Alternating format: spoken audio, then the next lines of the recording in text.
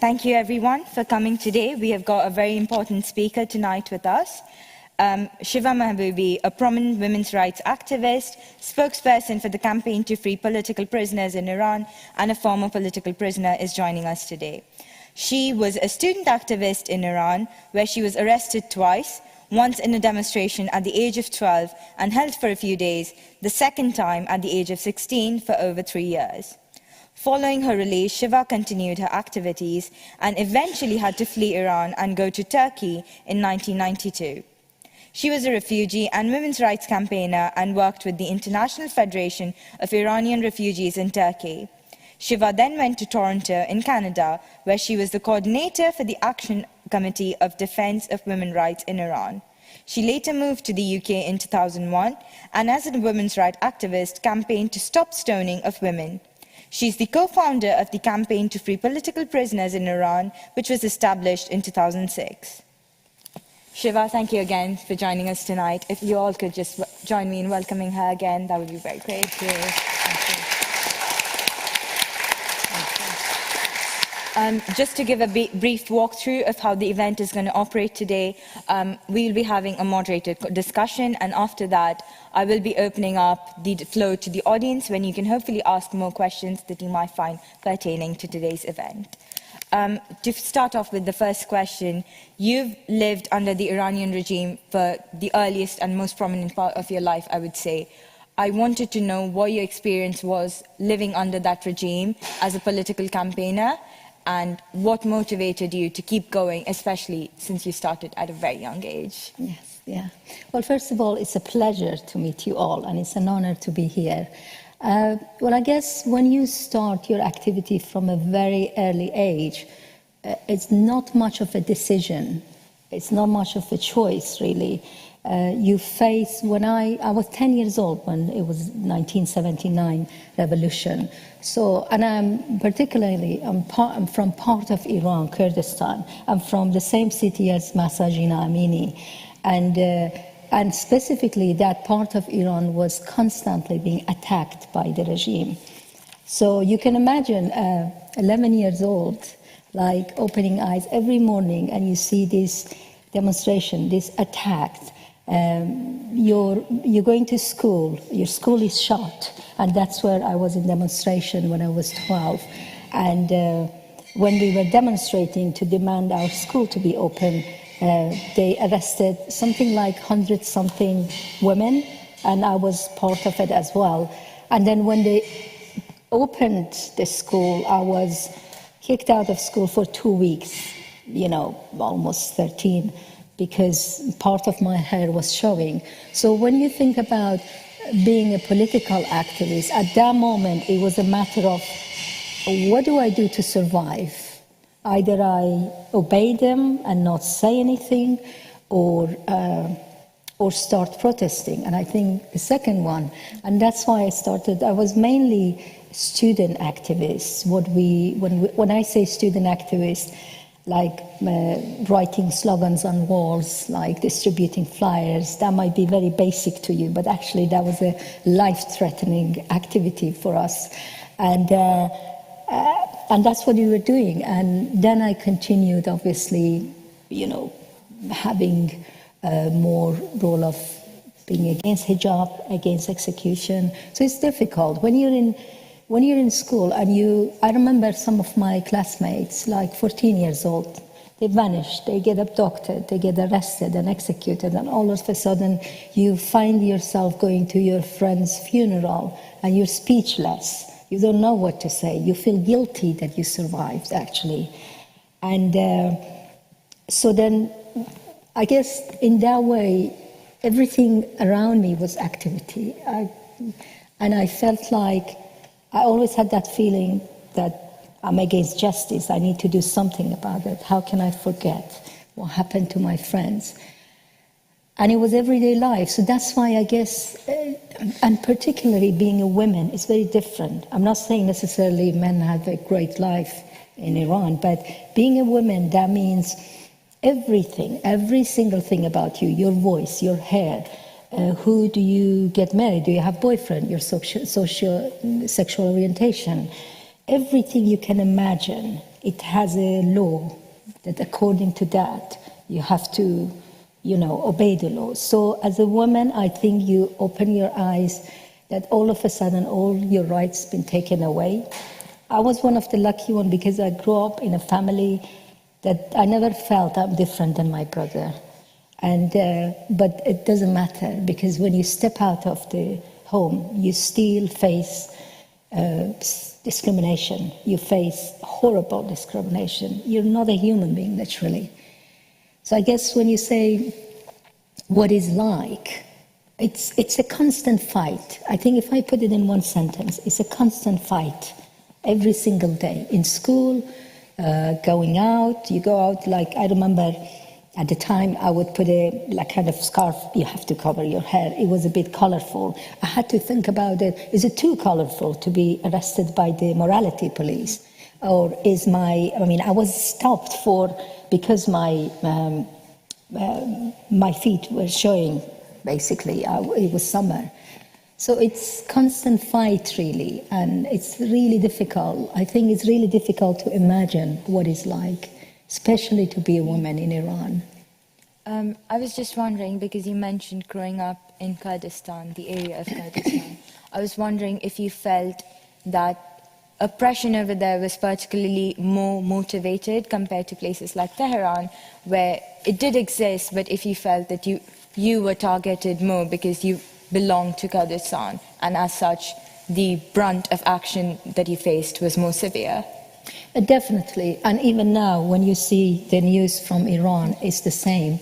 Especially Balochistan and Kurdistan are being targeted quite hardly.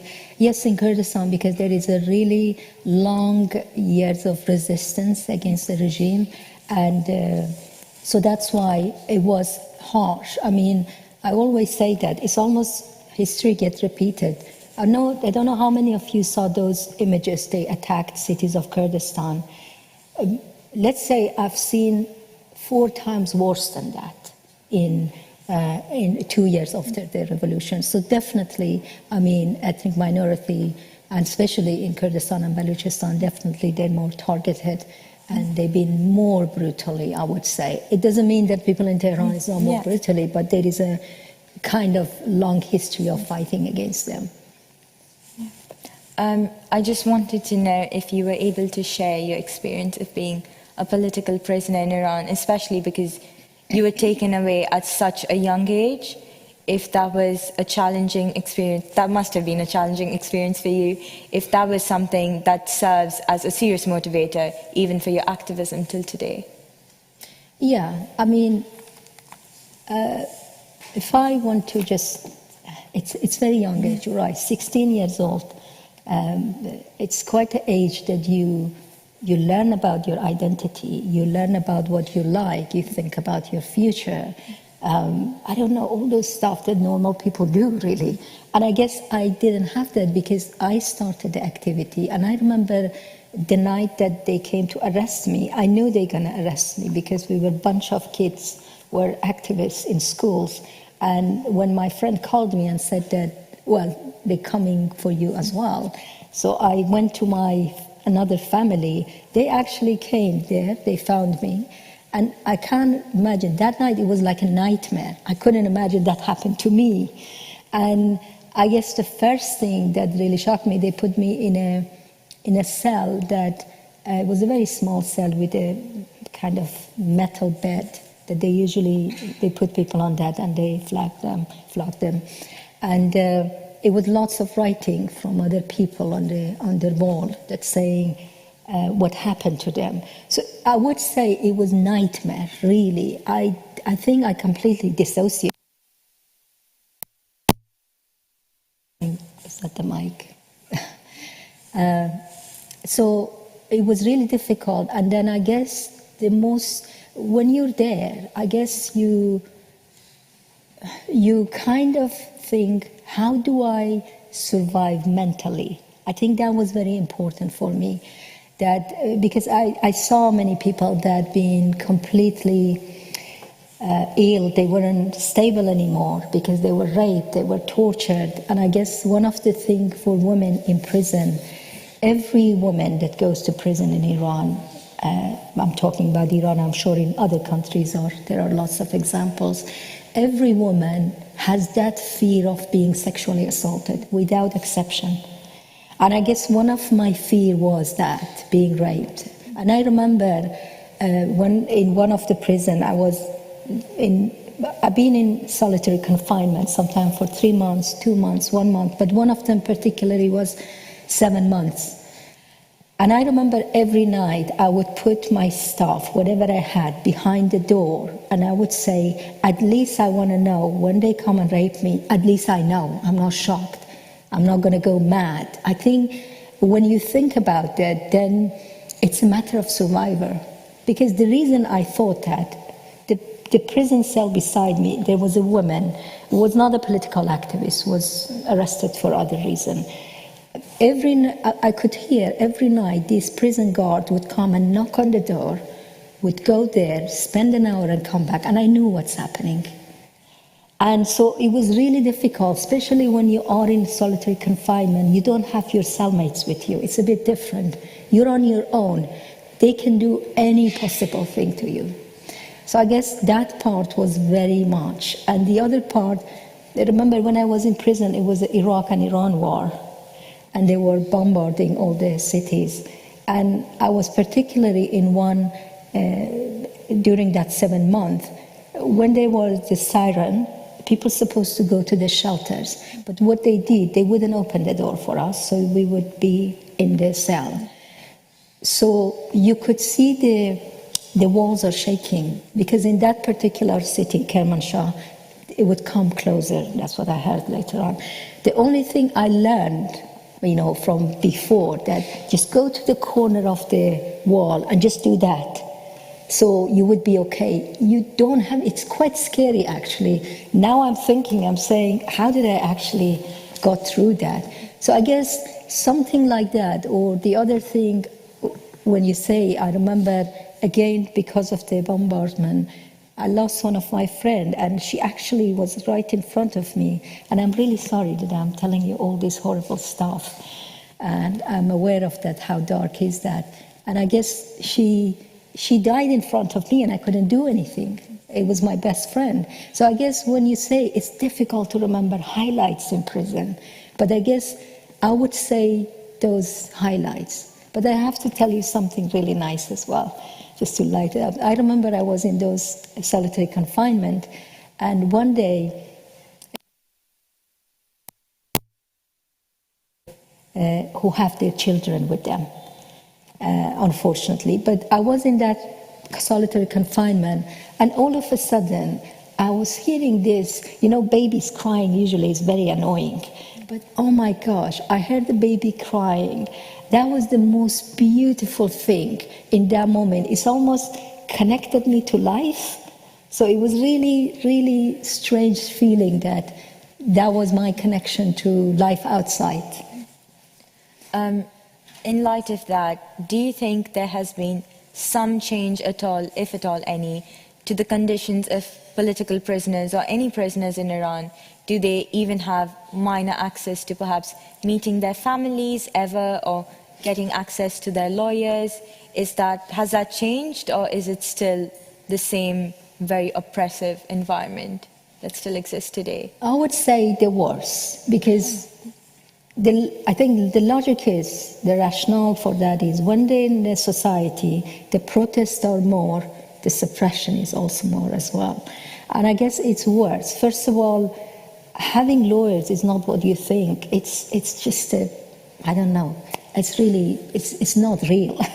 And it's worse because before they used to, let's say, rape prisoners, but mainly those who were getting executed, because they believed that virgins shouldn't go to prison, shouldn't go to heaven. So in order not to do that, they would rape them before execution. But now the amount of report we get from prison are constantly, especially in this revolution, constantly they rape prisoners. And even they tell them that we will rape you and we'll put it on the social media if you don't, for example, give us the code for your phone. So it's worse, actually, not better. And the only difference is that now we have social media. So at my time in 80s, there were no social media. No one knew what's happening to us. But the difference is now we have access to the social media, then that kind of materialize itself in pressure around the world on the regime. So it's really, really bad. I mean, you would laugh at this, like prisoners who have lawyers, they don't have access to their file. I mean, they're not allowed to speak in the court. So it doesn't make any sense. Like, for example, when I was so-called trialed, I didn't have anyone. Literally, the guy, the cleric who told me, do you know you are sentenced to execution, but we're going to have a mercy on you and we give you this many years. And that's it. That was my trial. So now actually, it's actually even worse. It's definitely in terms of torture, in terms of pressuring the families. It's definitely worse than even before. You mentioned the advent of social media, and I wanted to know, especially because you mentioned that the protests have made the conditions for political prisoner worse than what it had been before. I wanted to know if you thought social media was the reason this wave of revolution was particularly potent, and it was the reason why, in the eyes of the average Western observer at least, it looked like this revolution is going to bring about some instrumental change. I think, remember, we're facing with what we call a Generation Z, the generation that it's the Instagram generation. These are the generation who connect to the world. And I think when you are able to reach out the world, get people's attentions, get their support, so definitely that would make a huge difference in terms of helping the revolution to basically succeed. Because I think every revolution needs an international solidarity. I just wanted to know, in terms of you assessing change in Iran's political scenario, do you possibly envisage the current regime to ever turn sort of a new leaf and become a good regime of some sort, or have some chance of being better in treating their citizens? Or if you think for a change to occur in Iran, there needs to be an overthrow of the current regime and a new government in place? I don't think this regime, not I don't think, I'm sure this regime not going to change, because if you look at it, basically, if we're talking about women, for example, attacking women, suppressing women, controlling women, killing women is in the heart of this regime. It's the law. And basically, crime against women is systematic, it's legalized, and it's ideologic. And it's not going to change. And I just wanted to say something. We never wanted this regime. Basically, people at the time, 1979, they had the revolution against the dictatorship of Shah to have a better life. But then they hijacked this revolution. And so therefore, as soon as they came under power, they started suppressing people. So the regime that started the government with suppressing people, not going to change, because people never wanted them. And before they tried to say, we're going to bring reform and all this stuff, which was nonsense. And now there is no way for them to go back, never been. So I guess the only way is to overthrow them and have a new system, not even regime change, because regime change that gives illusion that, okay, another regime will come, a system change completely. That would be the only way. And I don't think people want less than that. They're not going to go for that.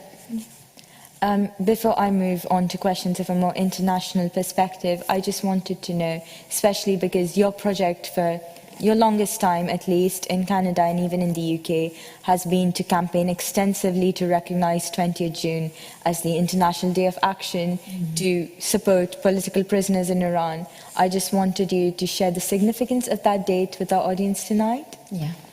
Well, that day we thought about we need to have a day for all people, regardless of what they think, what they believe, what party, are they from right, left, whatever they are, to come and join the movement to support political prisoners. The significance of 20th June is that it kind of linked two generations, because one of them in the 1980 regime established its power by mass arrest, mass killing, something similar to this one. And they arrested everyone. And that was around 20th of June that they did that. And then again, if you remember 2009, after the so-called election, they have done the same thing. And that the 20th of June is the day of Neda Agha Sultan was killed, the young woman who was killed on the street. So these two, we thought that there are two generations, that this generation haven't seen what happened in 1980. So we need to make sure that these two are linked. So that's why it's very significant, and we chose 20th of June, and we campaign for it. So hopefully we bring all these two generations together, and particularly highlight what's going on in Iran regarding political prisoners. Because your campaign has been in international ground for recent times at least, and for a long time, I wanted to know, in your opinion, what had the potential to bring about most change in terms of showing solidarity with the people of Iran? Did you feel perhaps international messages of solidarity from individuals, or at least groups of individuals, had the most impact, or was it just state government or governmental action that actually did anything to make the situation on ground any better? I think the action from the governments are very, very important, of course, but I think what forced the governments to take an action is the public. So I guess this time, for this revolution of women life freedom, we had almost every celebrity. I'm sure you've seen it. Everyone literally felt like they need to say something. They need to at least do a tweet. They need to do something to support that. So that obviously you can see when this influencer do that, then obviously that will bring lots of changes. And at the same time, that could be used as a force on the governments. So there are public, like yourself, that putting that pressure on the governments, and I will go through it why it's important. And there are governments who actually have the power to boycott the Islamic regime, like what they did with South Africa, remember? Why can't they do that for, gender apartheid? They can easily do that. And so what we think that these governments have the power to, for example, I always say it's very clear, shut down the regime's embassy, expel the regime's diplomat, recall your ambassador, and put the Islamic Revolutionary Guard on the terror list. And if I link that what you said today, and perhaps you've seen it, the Foreign Office said that they're not sure if they want to put the IRGC, Islamic Revolutionary Guard, on the list of terrorist organization, which is really, really outrageous. Because they think, obviously, IRGC is an official arm of the Islamic regime. And if the UK government put them on terror list, that means that they have to shut down the embassy too, because you can't have double standard. So what the public can do, it's actually quite important to push them to put the Islamic regime on the IRGC on the terror list. So that's why when you say public or the government, I think both of them, but I would put more, we always invested more on the public and what they do. But do you think, especially given that the entire social media focus around the recent protests at least was very topical, are you concerned that this can seem good for perhaps 1 or 2 days of newspaper headlines, and then are you scared of international community just becoming very complacent about this and forgetting it? I am very actually aware of that, and we don't want that to be normalized. Because if you have it like any other news, or 2 more people got executed, thousands more got, and that's it, it becomes a news, then you desensitize people. And I guess that's when that pressure comes from, what the public can do actually about it. Because the danger is, if it gets normalized, then it's less attention on that, then obviously they can shut down the internet in Iran, which they have done it, and they can suppress more and people less sensitive about it. I think it is important to keep that topic, but it's not just mainstream media. I think we all have social media when we all can do a lot about it. I'm conscious of the time, and I really want to open this to the audience as well, but one of my final questions was about what you thought people in the UK as individuals could essentially do so that we can pressure the government over here at least to take a more strict action towards, and a strict policy framing at least towards Iran, so that substantive action is taken. I think as a UK citizen, you definitely can do a lot. You all have MPs, right? And I guess one of the things we ask people, I don't know if you know about political sponsorship by the MPs. So recently, which started from Germany, like there are hundreds of German MPs that they have taken political sponsorship for political prisoners, meaning they advocate for them, they put pressure on the regime. UK, unfortunately, I think only 2 or 3 people have done it, 2 or 3 MPs. So one of the things is that ask your MP to do a sponsorship for one of the political prisoners, and we'd be happy to provide all the information. And the second thing is, as a UK citizen, I think it's important to send a message to the British government that they need to shut down the regime's embassy. And I want to link it to your life. If tomorrow you go to Iran to visit, to somewhere near Iran to visit, they can easily kidnap you and take you as a hostage and for their bargaining, basically, with the thing. So therefore, I think it's important for the British citizen to write to the government, to force them, to pressure them to shut down the Iranian embassy. And just one thing I wanted to say, like just imagine we're sitting here, right? You're part of this place. Just imagine what it's like for you if right now numbers of police and plainclothes come here, start beating you up, arresting you, abducting you, and taking you to wherever, and your family have no clue actually what's going to happen to you. Just imagine that.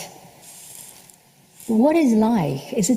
What is like really to be in that position? This is what's happening to university students. In this revolution, 2 parts of people were very active, women and university students. And that's what happened. Just simply for this, you could get that sentence. So if this is important for you, which is, it is, that's why you're here, I guess it's important to ask yourself, what would I do about it for my fellow university person, for another human being to have the same right as me? What can I do? How can I pressure my government? Because I'm sure if that would happen to any of you, you would expect people around the world to do the same. So I guess that's why we're really connected in everything. And I think if we look at that, then we find a way. Because if they shut down here, what would you do? How would you act? So I guess it's the same for university students in Iran, the same for women in Iran and other people. One final question from me. I just wanted to end on knowing whether or not you felt optimistic about change in the near future, and if so, why? I feel very optimistic. First of all, because this is a women-led revolution. I'm not against men. I'm for equality of women and men. But I think there is something about this revolution that is women-led. Half of the society in Iran being in the worst possible situation you can imagine. And now that part is like a gladiator. And now they stood up and they are fighting and they're leading. I think that's why it's so important. I guess I'm very optimistic because of that, because it's been continuous for more than 4 months almost.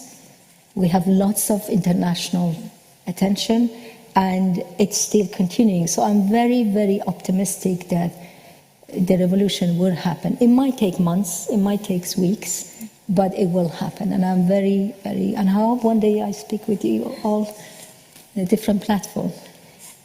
With that, I'm opening up the floor to audience questions. We already have lots of hands in the air. I think we'll go to the person in the front row, and Ian will bring a mic to you. Thank you very much for coming to Cambridge. I really enjoyed the talk. I think one thing for the Iranian community outside of Iran is that if they start to become activists or even post anything on their social media, they're risking the fact that they can't go back to Iran anymore. And as we all know, like we have all got families and relatives back in Iran. So what advice or what would you say to those of us who are still a bit shaky where it comes to like become an activist, participate in the protests, and just kind of like give up that fear which we all have we've all had in the past 44 years from the Islamic Republic? Yeah. I think it's a very fair question. I mean, someone like me had to leave Iran, and I didn't see my mom for 16 years, and then I haven't seen her for so many because I managed to see her somewhere else in another country, and then I haven't seen her since 2012. But for someone who actually was not politically active, and many people go back to Iran and visit, it's very difficult because it's a choice. It's a choice you make. First of all, I don't think anyone is safe, even if you don't go to protest. I mean, did Nazani, you know Nazani Zaghari? She didn't go to protest. She went to Iran to visit her family. Actually, she was in Iran several times. Nothing happened. Someone else in Manchester, Roya Saberi Nejad, that was another dual national, not active at all. So even if you are not active, even if you are not in any demonstration, you might be arrested just because you have dual national, because they do that, they do hostage taking. So then the question is, what do I do in this very historic revolution? What do I want to do? Do I want to participate? Do I want to be active and help overthrowing this regime so I can go back to Iran and visit anytime I want? Or do I just not be active? So it's a very personal choice, but to be honest, not being active, not publicizing, I don't think it really protects you. It doesn't. For your information, someone like Roya Saberi Nejad, who was living in Manchester and ended up in prison for 5 years, she was not active. She was actually someone I don't think did any activity, and went there and ended up 5 years. So you tell me, would that make any difference? So it's a very personal choice, but I think everyone should join, but it's a personal choice. As I said, I can't really say do this or that. Yes, in the front row. Yeah, there's mic for you. Thank you. Thank you, Shiva Jun. My question is, how do you envision the role of international organizations? So I know that you worked with Amnesty, but also Amnesty shared a lot on their social media about what's happening in Iran right now. But also, like United Nations as an international body, that member states are a part of it, and there's clearly conflict of interest within that body for activism for Iranian people who are fighting for this.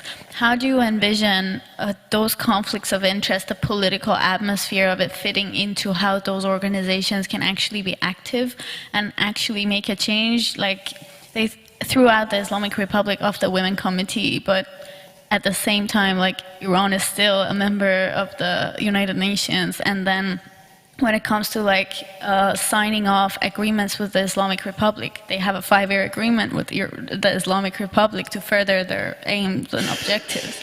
How do you think those organizations can help, and how people can fight for them to help? Yeah, thank you. So yes, you're right. I think expelling the Islamic regime from UN Commission on the Status of Women is one example. First of all, it's outrageous they actually chose the regime to be a member of that. But that's one example that we didn't know if it's going to happen. And because of this revolution and pressure that happened, many organizations, Amnesty International, I think UN Watch, one of those that put the proposal for expelling the Islamic regime.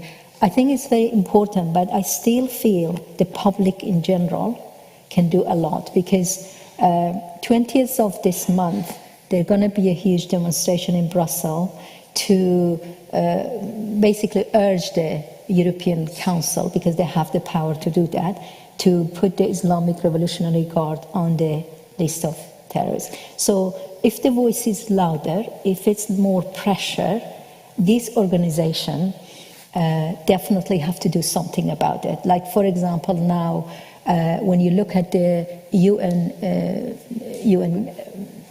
Security Council, because there is China and Russia, so it's less likely nothing happen, because they're going to veto it. But at the same time, I guess from other aspects, like expelling the Islamic regime from the ILO, International Labour Organization, putting pressure on UNICEF. There've been like kind of something around 100 kids been killed in this demonstration. I guess the international organization, if you mean Amnesty and the rest, of course they're putting lots of pressure, but I still feel like if in every country, citizens of those countries put pressure on the governments who are members of the UN, it's quite important. As you might know, just recently, UN Human Rights Council established a fact-finding mission. That's very unlikely. We never thought they're going to do that. So I guess the public, like for example, unions, they have lots of power. If there is lots of pressure from them, because at the end of the day, remember, these governments get elected by the citizen of that country, and they care about how many votes they get, if you even want to play politics in that. So I guess that's why it's important. The public is quite important, really important. At the back. Thank you very much for coming tonight. One phrase that came up during your discussion was regime change, which in the last 20 years in the West have become two words that provoke a lot of apprehension, in particular because of the horrific experience with Iraq, first in terms of the sanctions on the regime and then later in the intervention. So how do you think that the West can participate in supporting regime change or the improvement of conditions in Iran without it having a similar story? And why do you think closing the embassies is the right path? Now we are in an unstated war with Russia, and we still have embassies of them in most European capitals. Not because we think that the regime is legitimate, or that they're democratically elected, or that they're not murderous, but because these are people that have power, and sometimes you need to negotiate with them. Thanks. Well, I guess my question is that have the embassy open for the regime? What has it done so far? They have to pay for Nazanin and Anousheh Ashuri to get released. Clearly, having the embassy open and negotiation didn't do anything. I mean, when you have a fascist dictator regime, you can't negotiate. I mean, you tell me at the time of Hitler, would you go and negotiate with Hitler? Would you? You wouldn't. You can't. I think that's the problem, because it is very important. When you shut down the embassy of the regime, that means that you are not accepting its legitimacy. And when you're not doing that, you're basically saying that that's it, all the ties are basically cut with this regime. So I guess it's quite important, and I definitely argue with that they always tell us like we have to have a channel of communication, and that doesn't work. And for your information, in many countries, including the UK, the regime's embassies spy on opposition groups, and they do. So I think it's quite important. We don't want any government to come and rescue us. We don't. I think people are capable of having the revolution and rescuing themselves. But I think what we want to stop legitimizing them. A very simple question. IRGC, Islamic Revolutionary Guard, is responsible for not just killing and torturing and executing people in Iran, not for executing LGBTQ, but also it's responsible for funding and reinforcing Hezbollah in Lebanon, killing people in Iraq, is responsible for kidnapping dual nationals. So why are we arguing that they shouldn't be on the list of terrorist organization? So I guess when you say what they can do a lot and very specific, but to be honest with you, they can't, they don't, because the life of people, it doesn't seem is very matter to them. It's more about how many economical, contracts we have with Iran. So I think closing the embassy will send a huge message to them. And as you know, they have recalled British ambassador to Iran for a few days because of execution of this dual national just recently. I don't know if I answered your question. Yeah, we'll go over here. You've had your hand up for a long time. Thank you.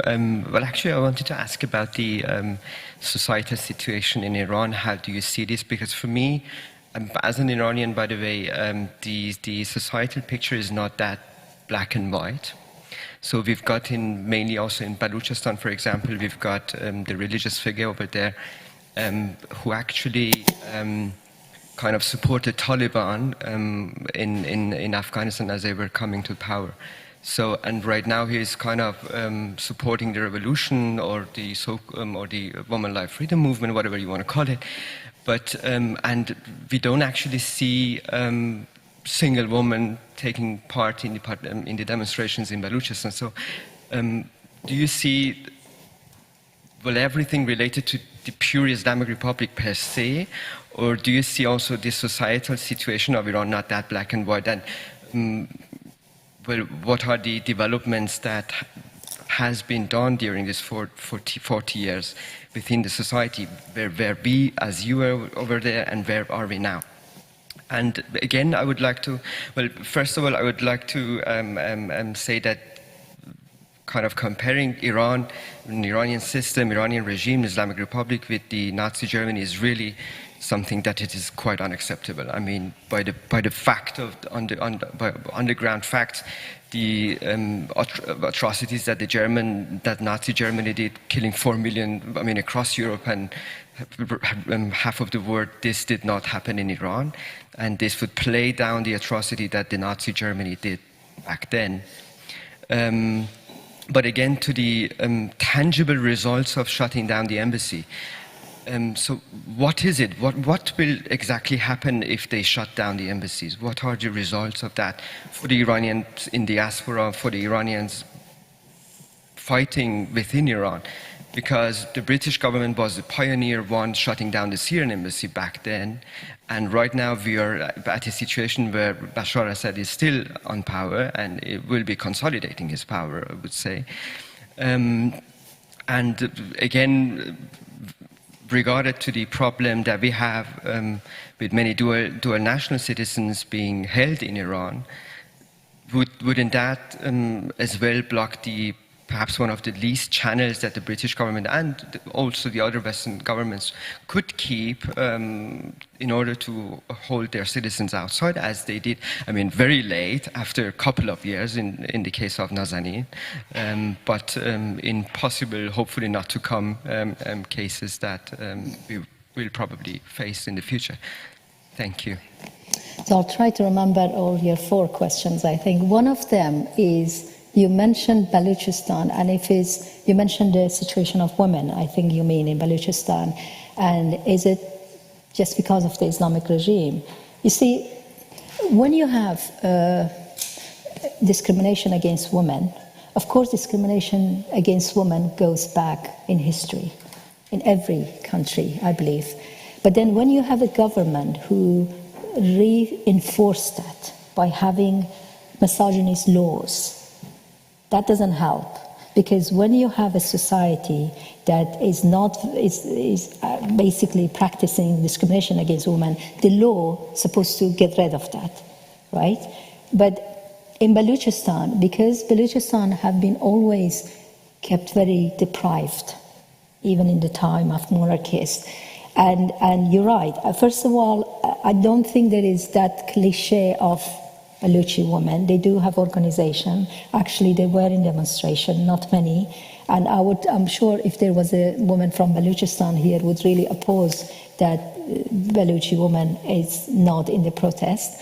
But at the same time, I think with Balochistan, they have kept it deprived. And you're right, there are lots of backward misogynies that is in the heart of the society. But my question is, what would a government do? If you live in that society, wouldn't you want your government to actually do something about it? Or having a law saying, actually, you can kill your daughter if she fancied another man. So that's one. I think it is because of the Islamic regime, because people in Balochistan are not necessarily like having this practice because they choose. Secondly, you talked about Hitler. I think it is comparable. It's not minimizing Holocaust at all.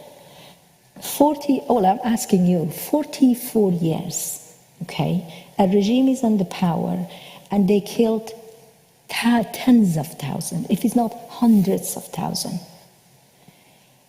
In the summer of 1987, they executed more than 5,000 in 3 weeks.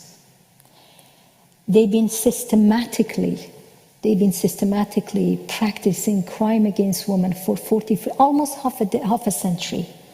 I think we quite comfortably say it's even worse than Hitler. If you're talking about, well, Hitler killed a few million, that's why. If you're talking about the number, well, it might not be a few million. And it's not about comparing two crimes.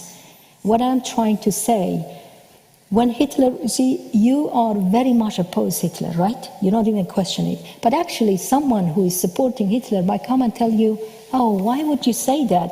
Actually, at the time of the Hitler, in the society, there was patriarchy kind of view about who is in the power. They can give you all those sorts of analogy. But Hitler was a criminal, was a killer. So did Khamenei. I think, to me, Khamenei is like Hitler at this time.